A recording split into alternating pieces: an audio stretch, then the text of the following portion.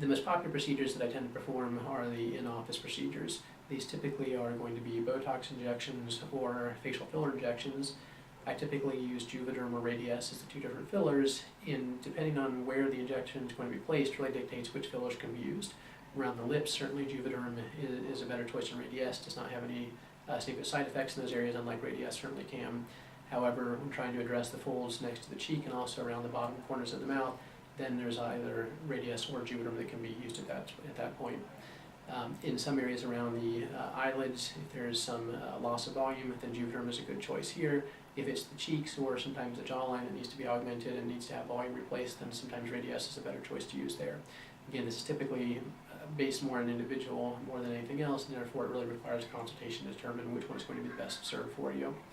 As far as Botox is concerned, I typically use this in the forehead or in the frown line area or around the eyes in the crow's feet distribution. Those are typically the three main areas that I inject more than anything else. One of the other options I do offer in the office is the PermaLip lip implant.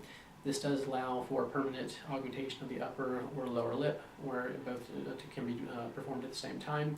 And when this is done, this is simply performed through a small incision just inside the corners of the mouth, on the inner surface of the mouth itself, and then the lip implant is passed through a small tunnel that's created, and this has been a very popular procedure and tends to give patients a very satisfying result. Typically, these procedures will help make patients look years younger, and then it tends to resolve some of the wrinkles that we find in the forehead and in the frown line area, in addition to the crow's feet on the sides of the eyes. Without having these lines present, it tends to give people a more relaxed, more youthful look to their face. With lip augmentation or volume augmentation with the other fillers and implants, this tends to also add to that youthful appearance by giving more volumizing effect to the face.